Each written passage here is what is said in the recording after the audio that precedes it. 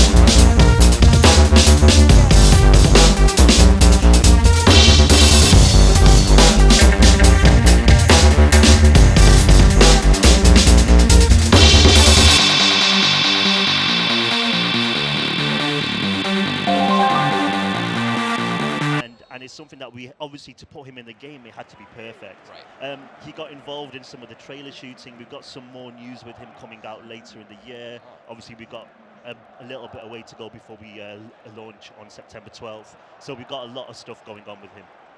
That's fantastic. Yeah. So what did he say when you first reached out to him for this? Do you know what? It was a mutual conversation. It was like, hey, who are you? Hey, I work on PES. Oh, yeah. Usain likes PES. Oh, we should get him in the game. We should get him in the game. And that was it. Done. That's it. Easy. And it was started from there. And it's a fantastic conversation because I know it sounds silly to say, but seriously, when you have endorsements and things, people know money is exchanged. But I guarantee you this, it was always secondary. That conversation about fee was more about, what can I do? Can I get in the game? How can I look? Can you make me look realistic? My physique, my celebration, all those things as well. Well, you've really opened a door here. Oh, I yeah. think, Who's going to approach you now? I hope everyone phones me and gets me on Twitter and yeah, seriously. Oh, just got a goal as well there as well. Wow, fantastic. So whoever's playing backstage, nice job. Yeah. This is a live gameplay you've brought here. So what other changes can we expect in 2018? Well, I do want to say this is a world exclusive. This is the first time that we're showing the gameplay of PES, and it's a big moment for us as well because PES 2018 is the end goal for us after 3 years of hard work. So this is the first PES where you look at and you see the play, and PES 17, 16, 15, those 3 years had a fine link between them, but 18 is like cut from a new cloth. Oh. We've completely redone the visuals, the animation system, the physicality, the goalkeepers. It's such a crazy list of new features in the game.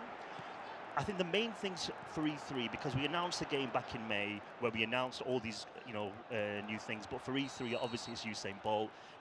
If you pre-order the game, you can use him in My Club.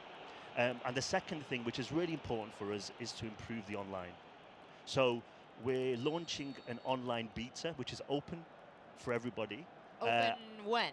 Open at the end of July. We're aiming for the 20th of July. Nice. Yeah, take notes. It's only it's only available for 11 days. It's on PS4 and Xbox One. Okay, set alarm in addition to the notes you're taking. Again, we've not done this since 2011, so it's been a long time for the company, but we brought it back because we need to improve the online. And I think that's one of the weaknesses that we sort of need to fix and get ourselves stronger. Obviously, online is super important. Everyone plays online, so it's something that we're really focusing on. With online, we've got this whole new esports system with PES League, and we're bringing our new 3v3, which is our new co-op, into there.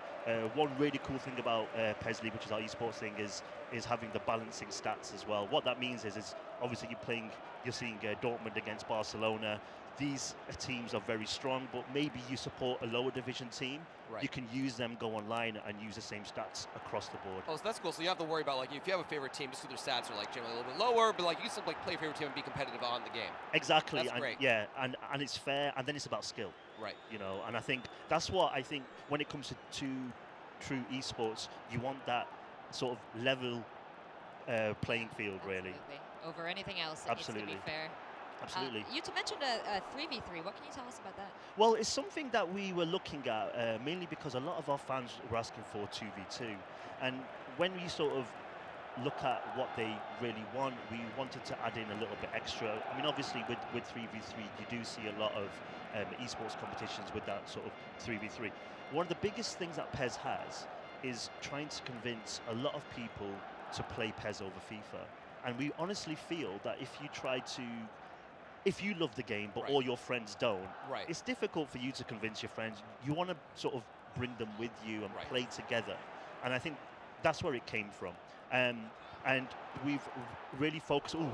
We've really focused on the game modes around the 3v3, where it has all the stats collected, how you perform as a clan, and you can also do really cool things like if you score a goal, there's some special 3-player celebrations that you can do together, which you can trigger as well, which is a lot of fun. So how is the player control, the in-game player control broken down for 3 people in the course of one match? Actually, it's rather simple. It's like we actually do the 2v2 co-op right now in PES offline, and it's just a case of pressing L1 or the right stick just to change your player. So I think it's more about the communication between the players, because everyone's going to be able to choose any player, but you don't want to overtake somebody who's maybe about to shoot or about to defend and things like that. So you don't want to see that. Wow, I would love to listen to the comms in those matches. Yeah, for sure.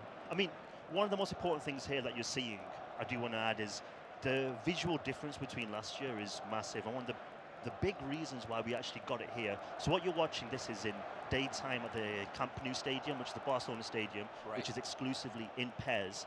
And we actually went there early in the year. We actually took a full camera team, scanning team, and we scanned the full stadium.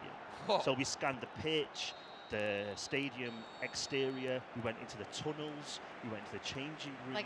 Like a Matterport, like 5 by 5 meters at a time? Like we actually had like drones and stuff. It was a little bit more high tech. Okay, now. cool. That would have taken a long time. That would have been a while. But we actually, captured that in day, and at night time we actually stayed there. The team stayed there till the evening. Sun went down, went back out.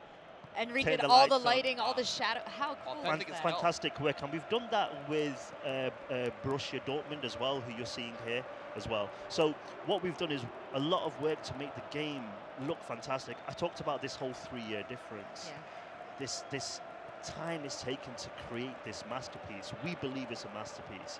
And it's so much work that we had to do something where you just look at it and you compare it, and the game kind of sells itself. I mean, I'm here talking to you, but it really does sell itself. The movements are just so nice. I'm just looking at the leg movement and the kicks and just the way you're kind of like traveling around. I mean, it's just so well done. I'm so happy that you mentioned that. Sorry, please. What I was going to say is, every year we always add in a few hundred, motions. Right.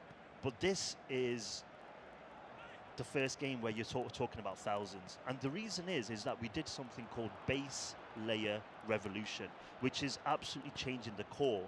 So how you walk, how you turn, and things like that. Wow, it shows. Yeah, that was my question: is how many like points of data are used in each of these characters that they move? An insane amount. We have 150 editors worldwide, giving us stats, how the players move, how they should shoot. I mean, it's absolutely crazy. That's nuts, but it shows off, man.